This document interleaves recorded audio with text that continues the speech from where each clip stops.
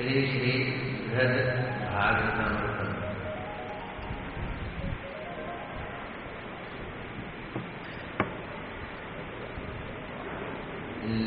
विरचित श्री सनातन गोस्वामी पाद और हिंदी में अनुवाद किया श्री गुरुदेव ने।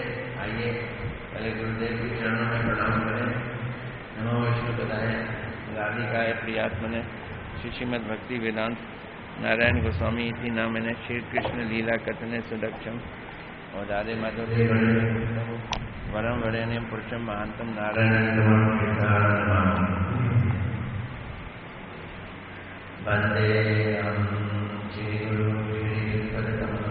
श्री गुरु वैष्णव श्री रूपम सार्वजातम सजगम रत्नान्नम सजीवम श्री रूप सनातन भट्ट श्री जीव गोपाल भट्ट ऐसे गुसाई गौरी शरण बंधन यहाँ विघ्नाश अविष्ट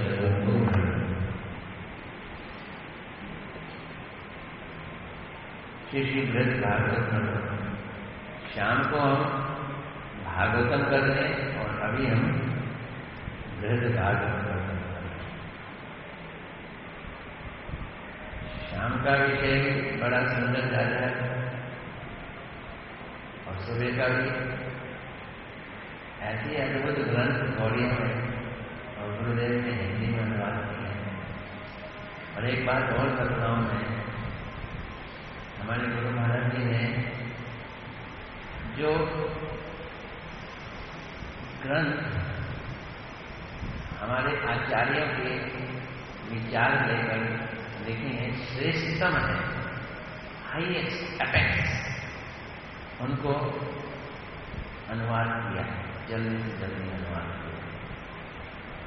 ये बृहद भागवतम गौड़िया सिद्धांत का एपेक्स का क्लाइमेक्स, अल्टीमेट कल्मिनेशन पॉइंट। शाम को जो भागवतम 10वां स्कंद है, एक एक श्लोक के ऊपर इतनी सुंदर व्याख्या है। कल मैं शाम को तो क्लास कर ही रहा हूं, अलग है, लेकिन उसके नोट्स भी बना रहा हूं। एक प्रसंग आया बड़ा सुंदर कि जब कृष्ण प्रकट हो गए जेल में, कारागार में प्रकट हो गए, वसुदेव जी उनको देख के प्रार्थना कर रहे हैं। अब उनके अंदर मिक्स्ड फीलिंग है, ये मेरा बेटा है ऐसा सोच के वात्सल्य भाव आ रहा है, और ये भगवान है ऐसा सोचकर ऑपुलेंस ऐश्वर्य भाव आ रहा है, दोनों ही। तो हम लोग सुबह मंगल आरती में गाते हैं, ब्रज जन भय हारे। भगवान कौन है? अपने जो ब्रज के लोग हैं उनके भय को दूर करते हैं। यहाँ ब्रज जन का मतलब है जो भी उनके निजी जन है, निजी अपने कृष्ण के अपने लोगों के भय को दूर करते हैं। तो यहाँ तो लग रहा है भय पहले कर रहे हैं। वो बोलते हैं, वसुदेव आप बड़े कृपालु हो, आप बड़े प्यारे हो कि आप भव सागर को पार करने वाले हो, भव बंधन को दूर करने वाले हो। लेकिन मेरे जैसे व्यक्ति के घर जो खुद बंधन में है, कारागार में है, कारागार में आके प्रकट हो गए। ये नहीं कि कोई स्थान बदल गया होता, कहीं और जाके दिखाया, जेल में ही आके प्रकट हो गए। आप तो जेल में जाने से हम लोग बड़ा डरते हैं, बड़ा घबराते हैं। भगवान को जेल में जाने में कोई शर्म ही नहीं है। वहीं वसुदेव के देवकी के आगे जाकर बोलते हैं, आपकी कृपा की कोई सीमा नहीं। लेकिन ये जो कंस है, ये बड़ा गंदा आदमी।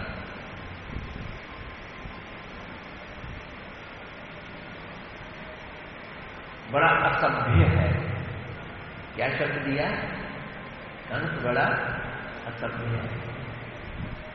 तो उसको व्याख्या में इन्होंने लिखा कि कृष्ण कहेंगे कि तू चिंता क्यों करता है, मेरा इतना सुंदर रूप को देखकर सारी दुनिया मोहित हो जाती है। कंस आएगा, वो भी मोहित होगा, मेरी पूजा करने लगेगा। लेकिन वसुदेव ने कहा नहीं, ये बड़ा असभ्य है। असभ्य लोग वो कभी भी माधुर्य के आगे पिघलते नहीं, ये नहीं पिघलेगा। इसने आपके 6 बड़े भाइयों को मार दिया, ये पिघलेगा नहीं, ये आपकी माधुर्य से पिघलेगा। मुझे तो ये डर लग रहा है कि आपने अगर अपना इस रूप को संवरण नहीं किया है और वो अभी आ गया, तो ये सोच के मेरी रूह कांपती है। समझेगा, मैं पूरा कांपना, डर के मारे में कांपना। एक तरफ तो प्रार्थना में कह रहे हैं कि आप भक्तों के भय को दूर करने के लिए आए, दूसरी तरफ कह रहे हैं कि मैं ये सोचकर कि अगर कंस अभी आ जाए तो क्या होगा, मैं बुरी तरह से डर रहा हूं, कांप रहा हूं। डर दूर करना है, ये तो डर क्रिएट करना। इसका मतलब ये है कि स्पिरिचुअल जगत में भी डर है और स्पिरिचुअल जगत में भी गुस्सा भी है। जैसे मां यशोदा कृष्ण को गुस्सा करती है, और जब कृष्ण कालिया जहां में कूद गए तो सारा ब्रज डर के मारे कांप रहा था। इतना डर कि सब लगभग निष्प्राण हो गए, मरने जैसे हो गए। हम लोगों को इतना डर तो नहीं होता, थोड़ा सा डरते हैं, इतना डरते हैं कि मर जाएंगे। लेकिन भगवान के लिए जब डर आता है तो वो बड़ा ही लंबा चौड़ा डर होता है, छोटा मोटा डर नहीं होता। तो वसुदेव कह रहे हैं कि मेरी शरीर कांप रहा है ये सोच के। जिस समय इंद्र ने खूब तेज बारिश की और सब ब्रजवासी भर गए, अब उसमें जितने भी बड़े बूढ़े थे वो ये सोच के डर गए कि कृष्ण का क्या होगा इस बारिश में, हम इसको कहां नहीं। ये नहीं डरे कि हमारा क्या होगा, डर क्या लगा, इसको क्या होगा। और गए भी उसी के बाद कि तेरा क्या होगा ये बाद में बता, लेकिन ये नहीं कहा कि तेरा क्या होगा। उनके आगे कहते हैं हमारा क्या होगा, बारिश करके इंद्र उससे लड़ रहे हैं, लेकिन अंदर से ये भावो कि अगर तेज बारिश आ गई, बाढ़ आ गई तो कृष्ण तेरा क्या होगा। तो अब हम आगे बढ़ते हैं। नारद जी जादुओं के यहां गए हैं और जादुओं की महिमा चल रही है। श्लोक संख्या 106। आप लोग भी शयन, भोजन, उपवेशन का कल हमने मतलब देखा था। उपवेशन मतलब साथ में बैठना, उप मैंने साथ, वेशन में बैठना, भ्रमण, परस्पर वार्ता, विहार, स्नान आदि व्यवहार में श्री कृष्ण के प्रेम से बंधकर अपने पुत्र पत्नी आदि परिवार का भी स्मरण नहीं करते हो। ये चीज बड़ी वो है। देखो, हम भौतिक जगत में हैं, हमें शिक्षा दी जाती है मोह माया में मत। तो क्या करें, शादी मत करो। सबसे बड़ा मोह माया क्या है, शादी। शादी कराओगे, बच्चे होंगे, फिर उनसे अटैचमेंट के बिना नहीं रह सकते। और पत्नी होगी तो पत्नी से भी अटैचमेंट होगी, पति से भी अटैचमेंट होगी। लड़ते मरते भी रहें फिर भी अटैचमेंट होगी है? लेकिन यहां क्या कह रहे हैं, सुनो ना इस चीज को। आप लोग संभालते हो, सोते हो, खाते हो, बैठते हो, घूमते फिरते हो, नहाते हो, आपस में वार्तालाप करते हो, यहां तक कि अपने बीवी बच्चों के साथ भी हो, लेकिन कृष्ण के प्रेम में बंधकर अपने परिवार वालों का भी स्मरण नहीं करते। बीवी भी है, बच्चे भी हैं, पर स्मरण किसका हो रहा है? वो कृष्ण का। तो उस जगत में भी परिवार है, लेकिन उस परिवार में और यहाँ के परिवार में, यहाँ हमें बरकस खींचकर भगवान के पास जाना पड़ता है, और वहां परिवार है, लेकिन परिवार में मन और चित्त नहीं, अपने आप नहीं जाता। क्यों नहीं जाता? उसका कारण बता दिया। क्योंकि हे यादव लोग, आपका कृष्ण के प्रेम में चित्त बंधा हुआ है, इतना बंधा हुआ है कि दूसरी जगह चित्त जाता नहीं। ठीक है। अतएव यादवगण शयन, भोजन आदि क्रियाओं को करते हुए श्री कृष्ण प्रेम के कारण, वही श्री कृष्ण प्रेम के कारण अपनी अपनी देह और देह संबंधी पुत्र पत्नी आदि परिवार का भी स्मरण नहीं करते। किसका नहीं स्मरण करते? देह का भी स्मरण नहीं करते। भैया तू आ गया, कंगी करके नहीं आया? अच्छा, शीशा नहीं देखा। कृष्ण आ गए पहले, कहीं वो सभा में बैठ ना जाए हमारे आने से पहले, में तो भागा भागा आ गए। अथवा वे ऐसे आत्मविचलित हो गए हैं कि उनको कहाँ जाना है, क्या करना है, इसका भी स्मरण नहीं रहा। इधर लिख रहे हैं, खाते पीते उठते बैठते आप कृष्ण का ही स्मरण कर रहे हो, लेकिन किसी की सनातन गोस्वामी जी व्याख्या दे रहे हैं कि वो कृष्ण के प्रेम में इतना आत्मविस्मृत हो गए। इसका मतलब समझे? आत्मविस्मृत मतलब अपने आप को भूल गए हो कि कहाँ जाना है, क्या करना है, इसका भी कोई स्मरण नहीं रहता। क्योंकि इन सब कार्यों को करने पर भी उनका चित्त हमेशा कृष्ण में ही आविष्ट रहता है। इस प्रकार अत्याधिक विषय संपत्ति भोग करने के समय भी श्री कृष्ण प्रेम रस में यादवों की निमग्नता प्रदर्शन किया गया है। भोग प्रचुर है, सुविधाएं प्रचुर है। द्वारकाधीश के रिश्तेदार, बेटों के बेटे, लेकिन चित्त किसी भोग में है, फिर कोई प्रॉब्लम नहीं। समस्या क्या है? जब हमारी भोग में क्या जाए, चित्त जाता है, तब समस्या पैदा होती है। श्री कृष्ण आवेश चित्त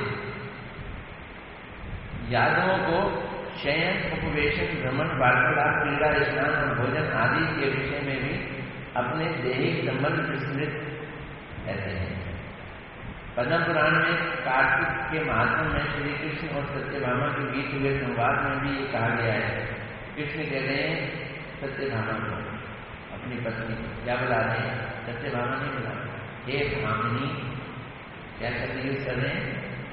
भामिनी। हे भामिनी, मैं ब्रह्मा आदि देवताओं की प्रार्थना से इस पृथ्वी पर अपने परिकरों के साथ अवतीर्ण हुआ हूं। उन्होंने बोल दिया ये यादव मेरे परिकर है। परिकर मैंने जो यहाँ आके मैंने रिश्ते बनाए हैं वो मेरे परिकर नहीं, जो हमेशा मेरे साथ है, वहीं साथ है। अतः ये यादव भी मेरे साथ अवतीर्ण हुए। हे देवी, ये सभी मेरे निज जन हैं। कोई बात कर रहा था ना, निज जन, किस उपलक्ष्य में बात किया मैंने? शब्द से ब्रजजन, भाई हारे। गुरुदेव ने भी ब्रजजन लिखा है, लेकिन उसका एक रिप्लेसमेंट भी है। क्या? निज जन। ब्रजजन मन भय, क्या है गुरुदेव का? वो सुख कार्य है, उन्होंने भय हारे नहीं लिखा, लेकिन भक्ति विनोद ठाकुर जी ने लिखा है वो क्या है? ब्रज जन भय हारे। मैं भूल जाता हूँ भजन क्या है। सुबह मंगल आरती करते हैं। अगला श्लोक, हे महाराज धीराज उग्रसेन, आप भी जगत में श्री कृष्ण के कृपा पात्र रूप में प्रसिद्ध हैं। अब नारद जी तारीफ कर रहे हैं। सारे जातियों में हेड कौन है? उग्रसेन। उग्रसेन कौन था? कंस का बाप। कंस को मार के कृष्ण खुद राजा नहीं बने, उन्होंने राजा बनाया उग्रसेन को, कंस के पिता को राजा बनाया। तो हे head of the department Ugrasen महाराज अधिराज, आप भी जगत में श्री कृष्ण की कृपा पात्र के रूप में प्रसिद्ध हैं। आपके अद्भुत सौभाग्य की महिमा कौन वर्णन कर सकता है?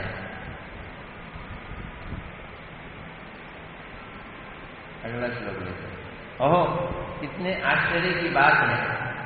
अब साक्षात भगवान श्री हरि अपने प्रेमी जनों के प्रति चमत्कार जनक प्रीति की अधीनता को देखिए।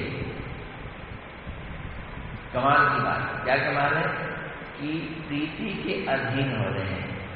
कौन? श्री भगवान हरि।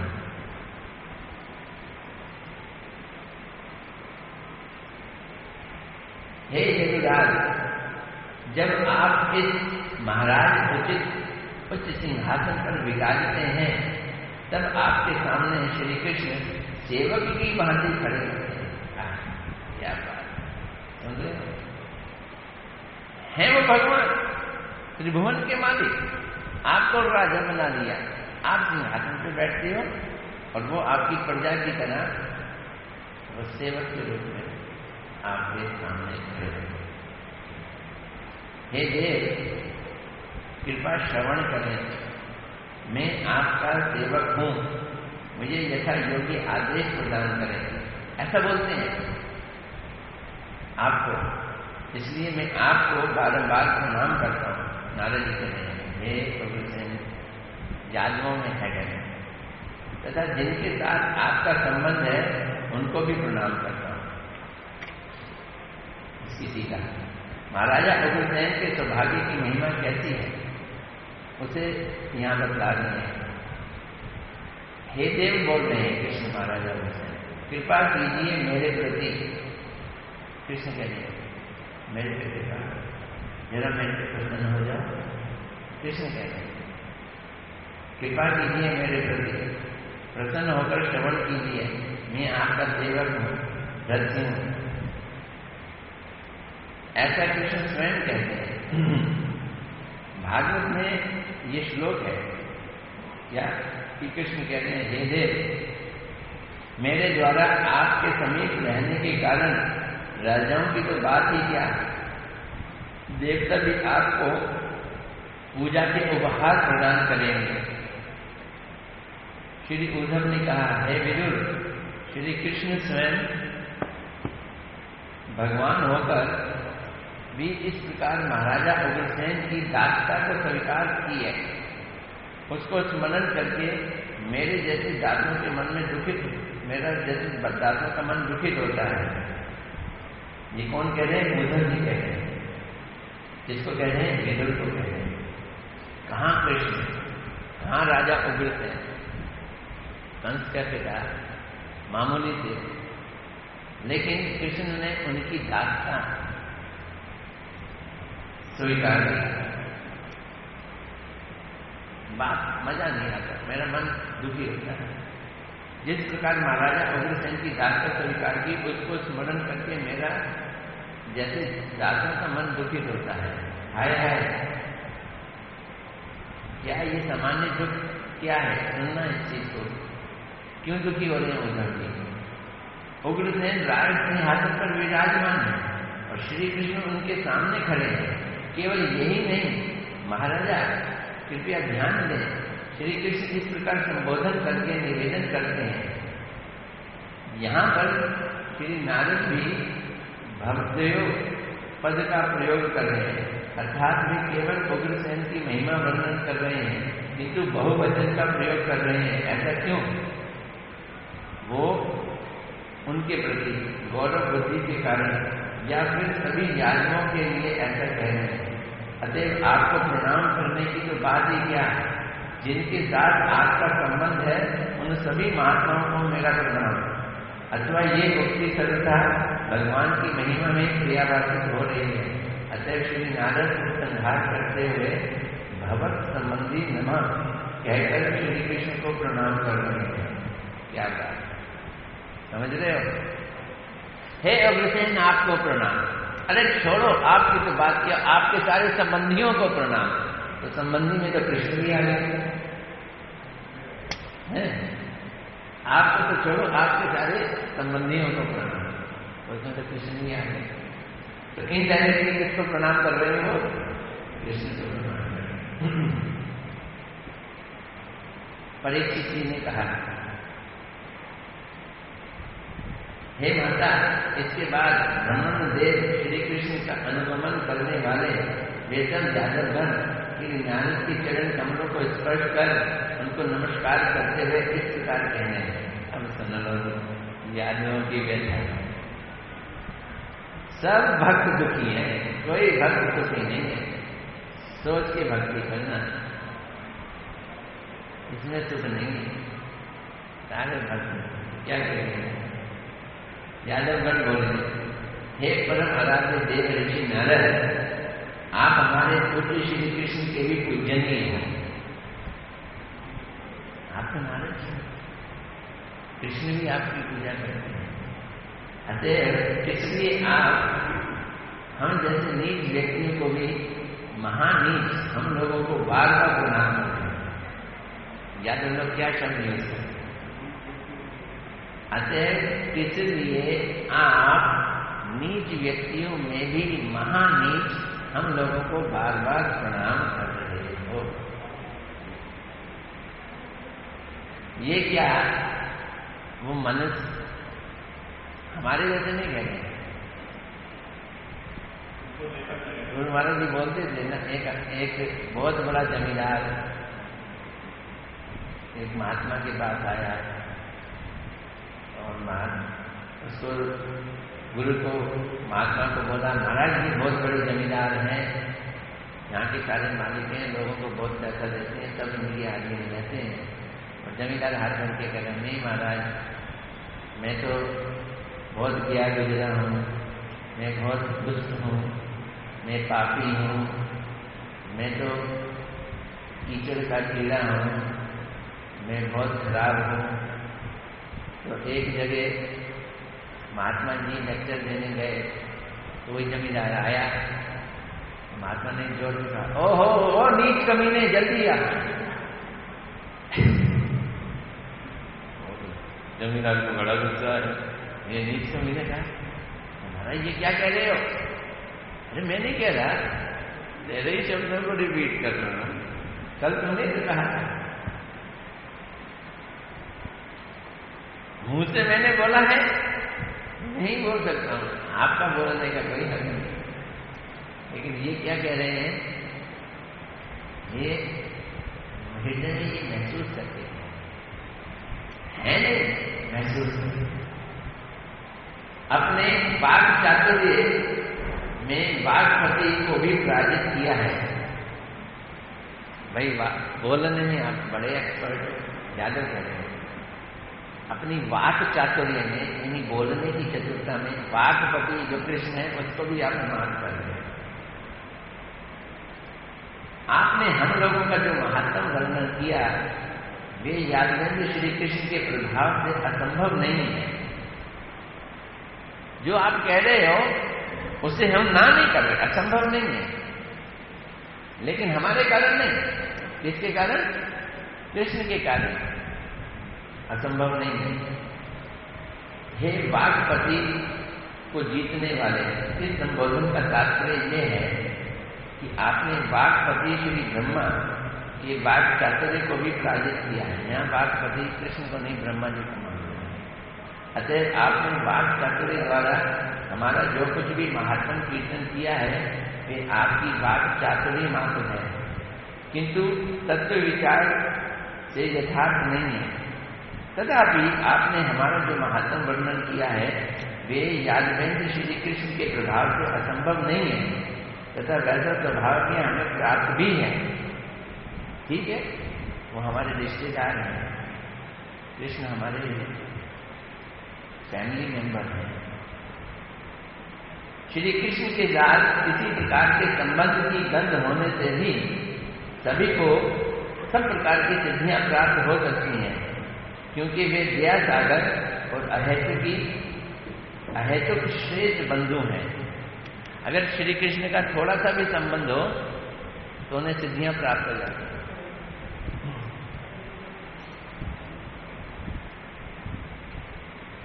थोड़ा सा भी संबंध, क्या संबंध है?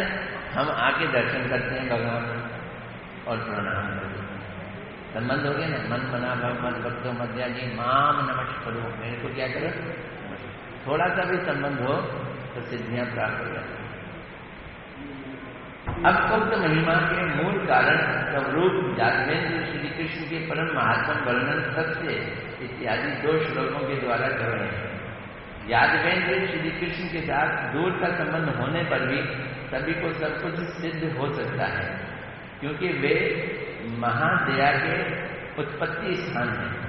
यदि कहो कि वे दया के उत्पत्ति स्थान है, वे सत्य हैं, किंतु यदि उनकी वह दया बदले में किंचित उपकार की आशा के साथ हो तो उस दया की सार्थकता ही क्या?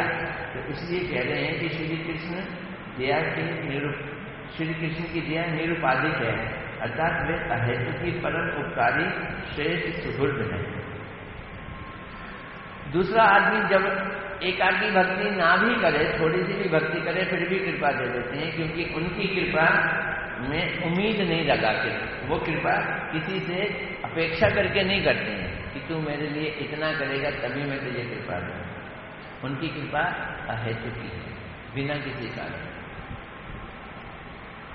वे महामहिम के सागर हैं, उनका स्मरण करने मात्र से वे समस्त फल प्रदान करते हैं, और वे दीनानाथ हैं, अर्थात अनाथों को एकमात्र आश्रय हैं।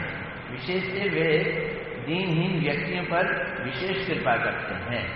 तो हम बड़े दीन हैं, हम बड़े हीन हैं, हम बड़े नीच हैं, अगर वो कृपा थोड़ी बहुत कर रहे हैं तो इसलिए क्योंकि ये उनका गुण है कि वो दीनहीन लोगों पे कृपा करते हैं।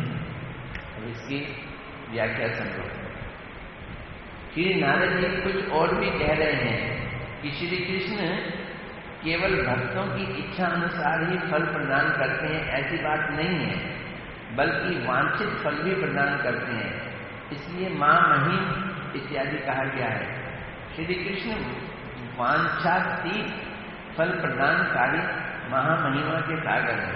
देखो, मांगोगे वो देंगे कि नहीं ये दूसरी बात है, लेकिन आप जो मांगोगे नहीं उससे भी परे की चीज दे देंगे। वांछा अतीत, वांछा मैंने चाहत, अतीत मैंने चाहत से परे। हमारी इच्छा हमारी चाहतों में दम घोटती है, और भगवान की इच्छा असीम है, इसलिए वो चाहतों के परे होती है। समझ आ रही है बात? एक छोटा सा आदमी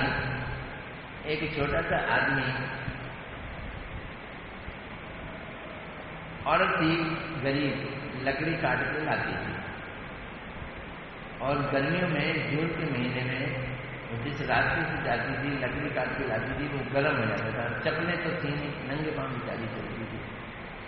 एक दिन भगवान उसके सामने आए, बोलते ये क्या चाहिए? बोलती मैं ये चाहती हूँ कि यहाँ से मैं लकड़ी काटती हूँ, वहां से उसके घर तक ना टाट बिठा दूँ, मैं उसके ऊपर चलती हूँ। तो ये वांछा है, ये इच्छा है उसकी। और भगवान ने कहा अच्छा जा, उसको कई सारे उसकी दरिद्रता ही दूर कर दी। भगवान जब वो घर गए तो उसकी दरिद्रता ही दूर कर दी। वो उनके मित्र कौन थे? सुदामा गए मिलने के लिए, बिल्कुल निष्काम होकर गए, मैं कृष्ण से कुछ मांगूंगा नहीं। कृष्ण का वैभव नहीं देखा, कृष्ण को 2 मुट्ठी 3 मुट्ठी चावल भी दिए, कृष्ण ने खाए, और जब वापस आए तो कृष्ण ने उनको दक्षिणा में एक सिक्का भी नहीं दिया। बड़े खुश हुए। कपड़े उतार दिए।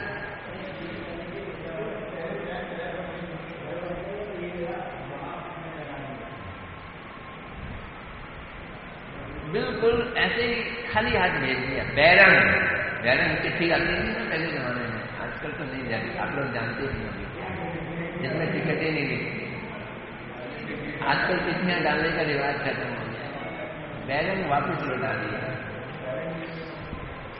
लेकिन जब भर गए तो क्या देखा, इतना इच्छा भी नहीं की होगी, उससे ज्यादा दे दिया। इसे कहते हैं वांछातीत। सागर जिस प्रकार गंभीर अपार स्थित और आगाध जल का आश्रय है, श्री कृष्ण भी वैसे ही महामहिमा की अपार स्थित गंभीर और आगाध आश्रय स्थल है।